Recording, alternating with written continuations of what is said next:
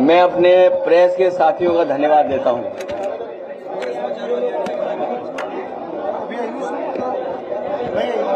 मैं अपने प्रेस के साथियों का धन्यवाद देता हूं कि लगातार हम लोगों को मिलने का मौका मिल रहा है। लगातार हम लोग जब जब संगठन की बैठक कर रहे हैं उसके बाद हमें और आपको मिलने का मौका मिलता है। जितने भी हमारे आज छात्र सभा के समाजवादी साथी आए हैं, ये सभी साथी संकल्प लेकर के जा रहे हैं कि दूत बनकर के गांव-गांव, घर-घर जाकर के समाजवादी पार्टी के कार्यक्रम और समाजवादी पार्टी को कैसे मजबूत किया जाए उसका संदेश घर-घर पहुंचाने का काम करेंगे। न केवल संदेश पहुंचाने का काम करेंगे बल्कि जो सवाल इनके सामने खड़े हैं, नौकरियों का कम होना, बेरोजगारी, महंगी पढ़ाई, शिक्षा का निजीकरण, शिक्षा के क्षेत्र में बड़े पैमाने पर सरकार का हस्तक्षेप और आज के समय पर जो सम्मानजनक नौकरी रोजगार मिलना चाहिए वो भी सरकार सम्मानजनक नौकरी रोजगार नहीं दे पा रही है। डिलीवरी बॉय बना दे रही है। जो लोग ये कहते थे कि सस्ती पढ़ाई कराएंगे, एजुकेशन को बेटर करेंगे, लेकिन निजीकरण के बहाने पढ़ाई लिखाई और रोजगार नौकरी हमारे पीडीए परिवार से दूर करते चले जा रहे हैं। जब निजीकरण होगा शिक्षा का, विदेशी यूनिवर्सिटीज आएंगी तो हमारे बच्चों की पढ़ाई भी बहुत महंगी हो जाएगी, वो पढ़ नहीं पाएंगे, उन्हें नौकरी रोजगार से दूर करने का ये साजिश षड्यंत्र चल रहा है। और साथियों ने यहां भी कहा कि जो काला चश्मा लगा करके आए थे वो उजाला नहीं देख सकते। जो काला चश्मा लगा करके आए थे वो उजाले से दूर हैं और उसी का परिणाम है कि आज उत्तर प्रदेश को जो $1 ट्रिलियन इकोनॉमी का सपना दिखाया जा रहा था, न रोजगार है, न नौकरी, न इन्वेस्टमेंट है। जो इन्वेस्टमेंट की बात कही गई थी, इन्वेस्टमेंट भी नहीं। अगर इन्वेस्टमेंट होता तो नौकरी रोजगार होते।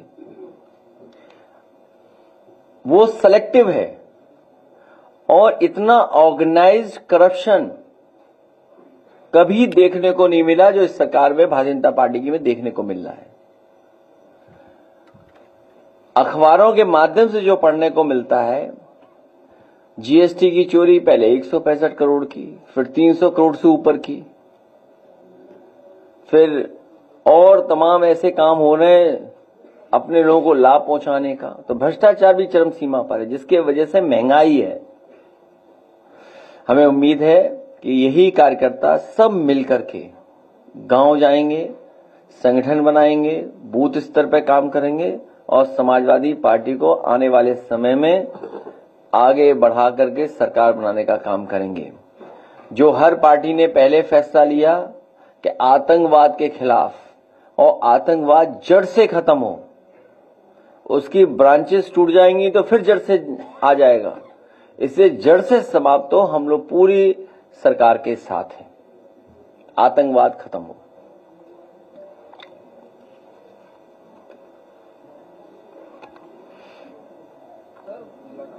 पुलिस की साइबर फ्रॉड का शिकार हो रही है और फर्जीवाड़े जारी करके लोगों को गिरफ्तार करवाया जा रहा है, इस पर क्या कहते हैं? ये अनुपयोगी सरकार बनकर के आई है, अनुपयोगी। और अयोग्य सरकार है।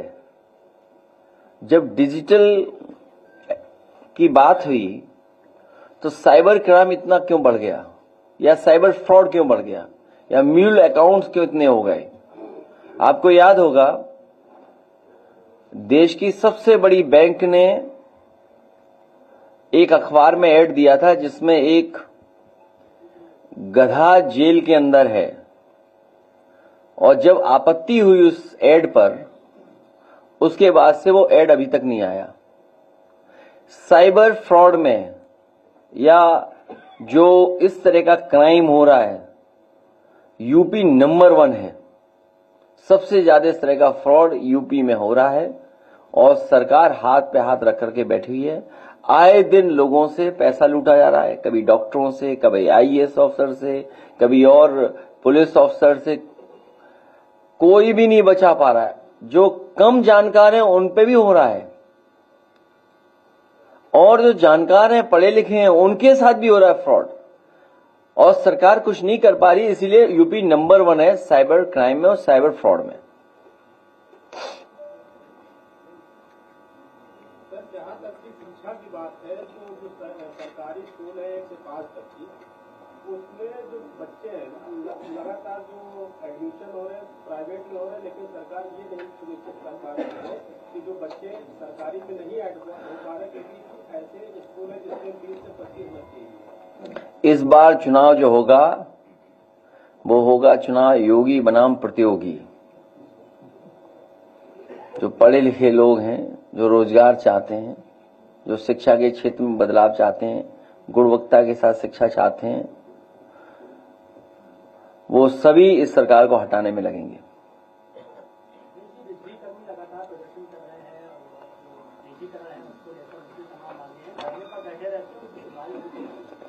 धिक्कार ऐसी सरकार पर जो सुनवाई न कर रही हो और निजीकरण में जा रहा हो। हमने इसीलिए कहा जब सब बेचा जा रहा है तो जब जेपीएनआईसी बेचें तो हम लोगों को भी जानकारी दे दें।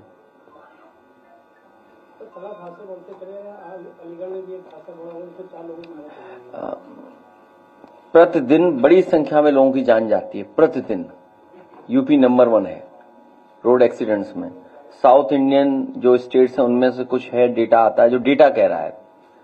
जो सुरक्षा को लेकर के और जो इंतजाम सरकार को करना चाहिए वो नहीं कर रही, जिसकी वजह से ये घटनाएं हो रही हैं।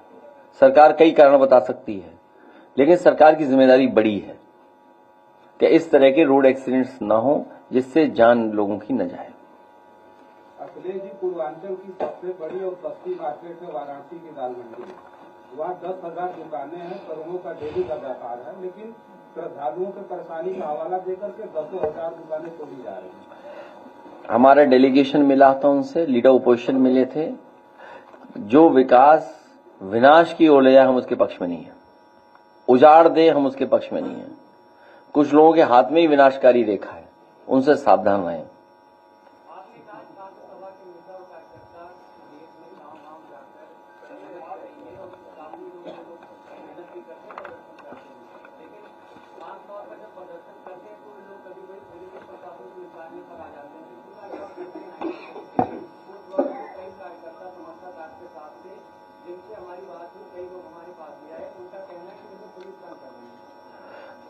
पुलिस उन्हें पक्का कार्यकर्ता बना रही है।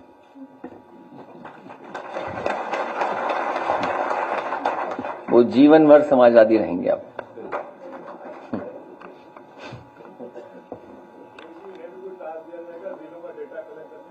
किसके लिए वो हम लोग बैठ के तय कर लेंगे।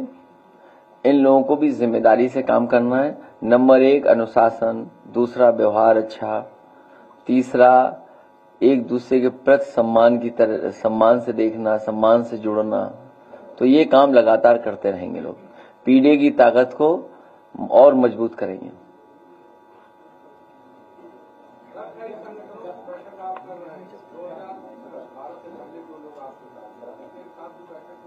किसके साथ? 2012 से पहले जो लोग काम कर रहे हैं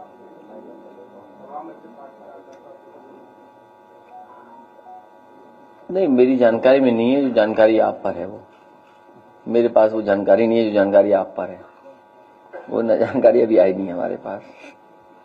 लेकिन सुनने में आ रहा है कि कुछ मंत्री लोग सरकार के खिलाफ बहुत बुरा भला कहेंगे चुनाव आने के पास। उसी को मैनेज करने में लगी हुई बीजेपी।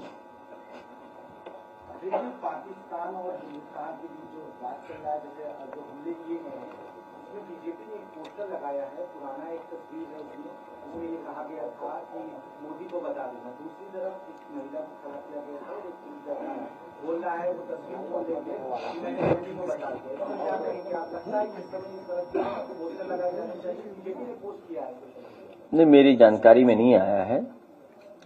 लेकिन इंडियन डेमोक्रेसी में और डेमोक्रेसी में जब ऑल पार्टी मीटिंग हो उसमें ये बातें हम लोग सुझाव के तौर पे रख देंगे कि इतनी बड़ी जो महत्वपूर्ण योजना बना रही है भारत सरकार, कोई भी पॉलिटिकल लाभ किसी दल को नहीं लेना चाहिए और किसी इवेंट को पॉलिटिकल इवेंट नहीं बनने देना चाहिए, क्योंकि आतंकवाद खत्म हो, हमारी सीमाएं सुरक्षित हों और हमारी फौज का मनोबल बढ़े। सबसे बहादुर फौज है हमारी और दुनिया में इतनी कठिन परिस्थितियों में बहुत कम देश की फौजें होंगी जो काम करती होंगी। कहां सियाचिन जहां -डिग्री का टेम्परेचर और कहां -50 में काम करते हैं जो लोग। तो इन कठिन परिस्थितियों में फौज जो काम कर रही हो और इस समय जिस तरह की चीजें हो रही हैं उस समय हम सब लोगों को फौज का साथ और जो सरकार फैसला ले रही है उसके साथ।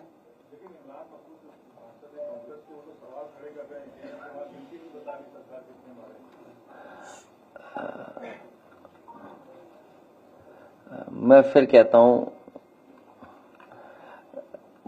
इतने बड़े नेता नहीं है जिनका सवाल आप यहां पूछ रहे हो। अगर फोन करके आपको कहोगे हमारा पूछ लेना तो बात अलग है कि नाम हमारा आ जाए यहां।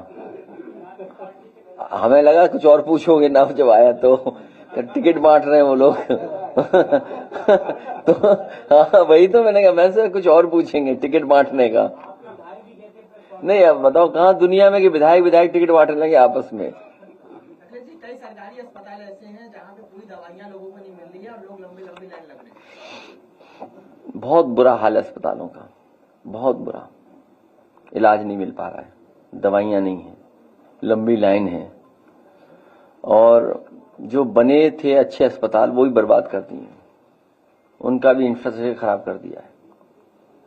और केवल सूचना एक जगह से नहीं आ रही है, पूरे प्रदेश भर के अस्पतालों में हालत ऐसी है, कहीं दवाई, इलाज और गरीब की कोई मदद नहीं हो पा रही है। याद होगा जब मैं पहली बार गया था इसमें, अभी हाल ही में कैंसर रिसर्च इंस्टीट्यूट में, जब मैं कैंसर रिसर्च इंस्टीट्यूट में गया तो सबसे पहले पेशेंट से जिससे मिलने का मुझे मौका मिला वो गोरखपुर के लोग थे। उस परिवार से जब बात हुई तो वो अपनी बेटी को लेकर के आए थे और इलाज के लिए वो यहां आए थे लखनऊ में कैंसर रिसर्च इंस्टीट्यूट में। जो इलाज उनका है वो यहां पर हो रहा था। अब आप इसी से कल्पना कर सकते हैं कि मुख्यमंत्री जी के क्षेत्र से लोगों को इलाज के लिए लखनऊ आना पड़ रहा है और जब हर दिन वह जनता दरबार लगता है, बहुत कम मुख्यमंत्री होंगे जिन्होंने अपने गृह जनपद पे दरबार लगवाए हों और जिसमें सबसे ज्यादा दरबार लगाए हों वो सबसे बड़ा वीआईपी जिला होगा। अगर वीआईपी के मानक हो तो हम तो यही मानक मानेंगे कि जिस जिले में सबसे ज्यादा किसी मुख्यमंत्री ने जनता दरबार लगवाया हो वो सबसे वीआईपी जिला है। और उस वीआईपी जिले में जहां पर मेडिकल कॉलेज हैं और अस्पताल हैं, एम्स है, वहां पर गरीब को इलाज नहीं मिल रहा। सोचिए आप, एम्स होने के बाद इलाज नहीं, फिर एम्स क्यों बनवाया?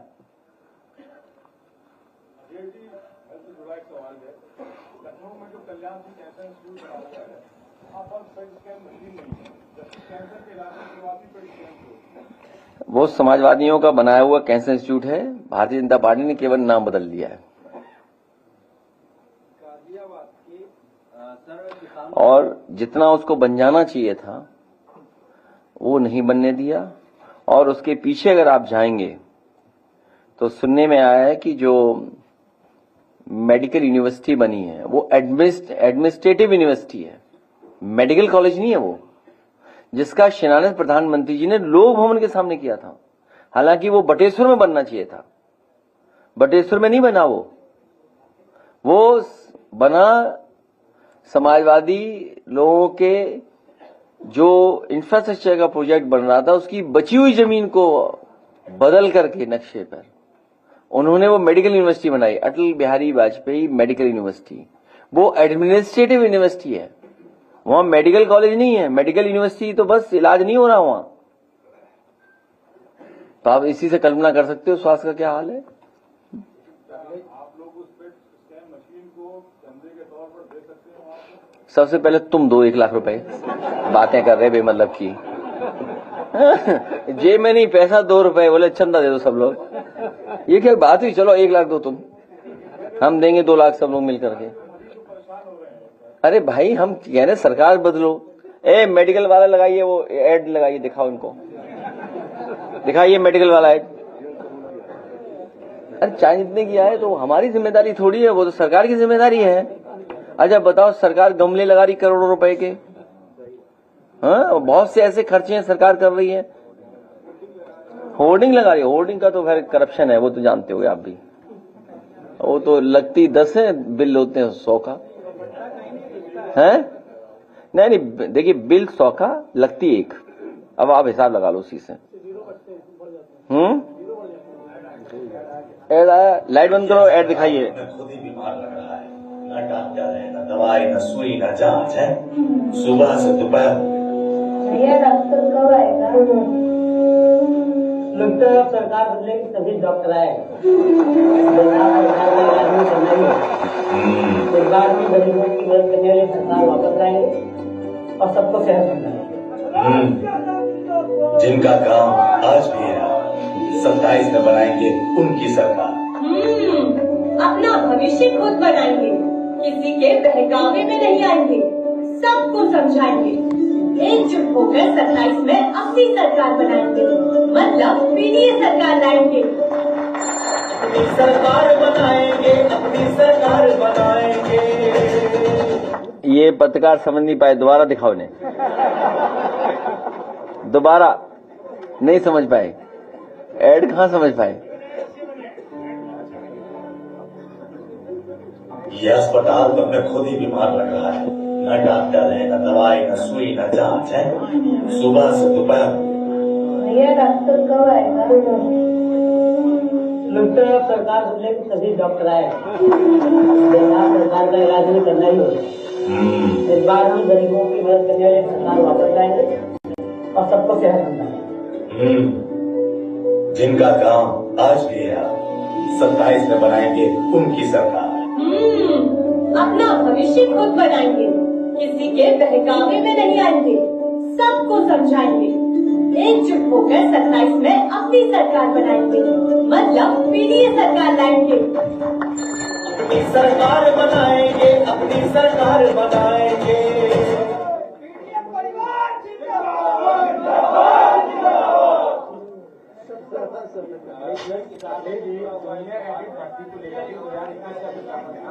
तमाम जो अभ्यर्थी हैं वो झारखंड शिक्षा निदेशालय पे 4 दिन से बैठे हुए हैं। आपके माननीय विधायक जी ने सदन में भी सवाल उठाया था, लेकिन वो आज भी आरक्षण को लेकर के आधिकारिक तालम तोड़ कर रहे हैं और वो लगातार धरने बैठे। नौकरी और आरक्षण बीजेपी के एजेंडे में नहीं है। नौकरी और आरक्षण बीजेपी के एजेंडे में नहीं है।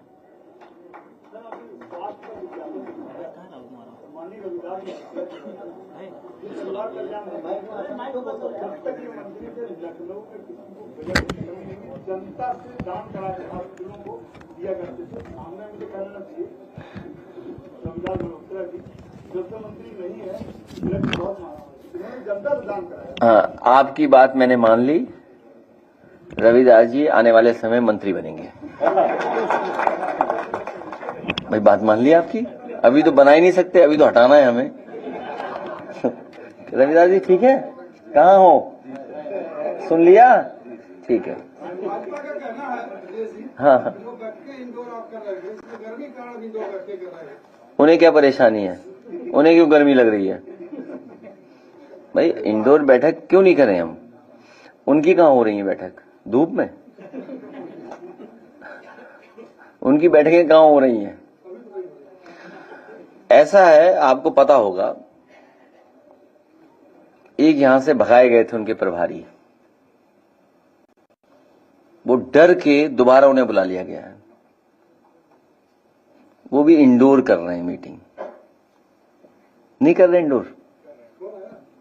अरे लो, तुम्हें नहीं पता, इतना अनुभव है तुम्हें, चेहरे से दिख रहा बहुत अनुभव है। अब आप सोचो, पता करना, इंडोर मीटिंग हो रही हैं, 1 नेशन 1 इलेक्शन। वो क्या दोपहर में कर रहे हैं, धूप में कर रहे हैं, या कपड़े उतारे कर रहे हैं बाहर गर्मी में? ये कोई बात हुई? मतलब कोई इशू है ये? कोई क्या हम इंडोर मीटिंग कर रहे हैं? अरे भाई इंडोर मीटिंग है तो इंडोर, हमारे पास ऑडिटोरियम, हम इंडोर कर रहे हैं, ये क्या बात हुई? अच्छा तुम क्या धूप में बैठ लोगे? चलो अगली बार चौधरी साहब, अगली प्रेस दोपहर में बाहर होगी। बिल्कुल, हम लोग सोना बात लेंगे उसके साथ। सोना बात के साथ नहीं, सबकी सजा नहीं है ना, हम सब लोग बैठेंगे ना सोना बात में। नहीं, कौन कह रहा है ये कि हमारी इंडोर बैठक हो रही? कौन नेता कह रहा है उनका? कौन है? कौन है नेता उनका कह रहा? नाम नहीं पता मुझे। नहीं, नाम बता दो ना, तो हम और कुछ भी कह देंगे। नहीं कुछ नहीं। इंडोर तो इसलिए कि हमारे पास इंफ्रास्ट्रक्चर है, और अच्छा बनाएंगे इंफ्रास्ट्रक्चर। यही तो हम चाहते हैं कि इंफ्रास्ट्रक्चर अच्छा हो प्रदेश का। देखिए, अगर जेपीएनआईसी का ऑडिटोरियम चल गया होता, जो ऑडिटोरियम हम लोगों ने बनाया, देश का one of the best auditorium था वो, आपको विज्ञान भवन से भी अच्छा मिल गया था। भारतीय जनता पार्टी के लोग जलस लोग हैं, किसी भी अच्छे काम को पसंद नहीं कर सकते।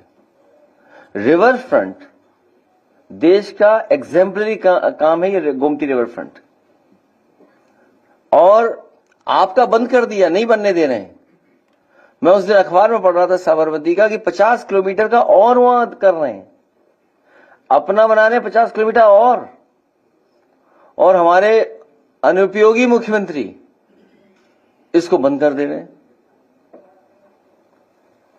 जेपीएनआईसी पे ही अब आया है कि एनडीए 8 वर्षों बाद जेपीएनआईसी को फिर से खोलने जा रहा है। मैंने आपसे निवेदन किया है, आपके माध्यम से सरकार तक बात पहुंच जाए कि जिस तरीके से उन्होंने बहुत से सरकार के एसेट्स को बेचा है, इसको अगर बेचेंगे तो हम समाजवादी लोग मिलकर के चंदा लेकर के इसको खुद खरीद लेंगे।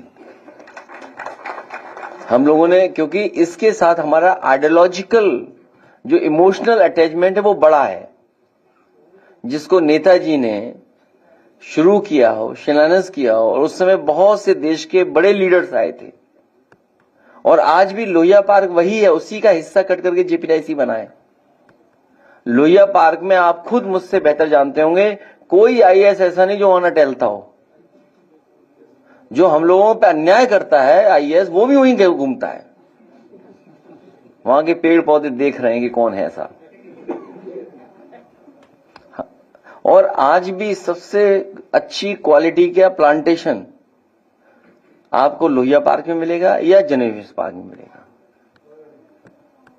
अखिलेश जी, एएमयू की जमीन पर नगर निगम ने अपना बोर्ड लगा दिया है, और वहां की जो जमीन का विवाद है वो आपके करता है।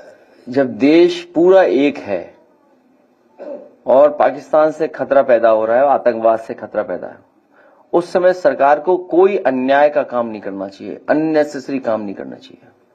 जैसे जो खबरें आ रही हैं पीलीभीत से, श्रावस्ती से, बहराइच से, कि वहां पर बुलडोजर चलाया जा रहा है, तो ये सरकार जब स्वीकार कर रही है कि सब दल एक है, तो इस तरह के काम सरकार को नहीं करना चाहिए। और कई बार हम लोगों ने आपसे इसी जगह कहा है कि मुख्यमंत्री आवास का भी नक्शा पास नहीं है। ये जो है आवास, इसका भी नक्शा नहीं पास है।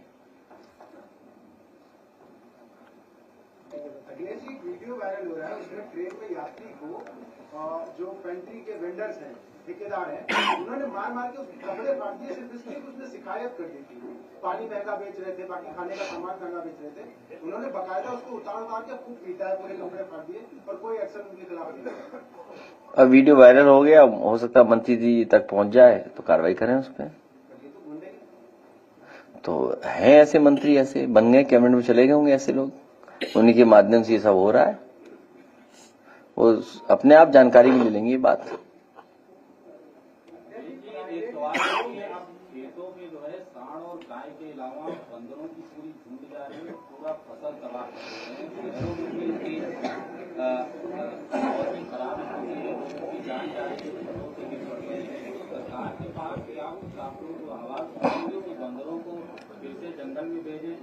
दूसरी वजह यही सर कि जो पेड़ लगाए जा रहे हैं वो बंदर नहीं है, तो बंदर जो है जंगलों से खेतों में आ रहे हैं। बहुत ही हमारे अनुभवी पत्रकार हैं जिन्होंने ये सवाल पूछा है। बहुत दिनों बाद पूछ रहे हो आप बहुत दिनों बाद पूछ रहे हो। अगर आपको घटना याद हो, एक बंदर डीएम का चश्मा ले गया था, तब पूछते सवाल तो सवाल बनता। अब इतने वर्षों बाद आए हो, बताओ डीएम साहब का चश्मा ले गया बंदर। जल जीवन मिशन के द्वारा गाँव की सड़कों को खोद के डाल दिया, लेकिन अभी तक उसकी न मरम्मत। ये लोकसभा में भी कई बार उठ चुका सवाल। अखिलेश जी, असदुद्दीन ओवैसी ने सर्वदलीय बैठक के बाद बयान दिया, उसमें उन्होंने कहा कि वो सशस्त्र बलों और सरकार की सराहना करते हैं ऑपरेशन सिंदूर पर। आप क्या कहेंगे इस सरकार से? आप बुराई करोगे? कर लो बुराई। तुम गाइडलाइन नहीं पढ़ी अभी तक? गाइडलाइन नहीं पढ़ी इन्होंने? ए भाई गाइडलाइन पढ़ ले। मेरे समझदार पत्रकार गाइडलाइन पढ़ ले। बहुत धन्यवाद। तुम पे सवाल ही खत्म है। तुम जाओ उनसे पूछो आगे सवाल।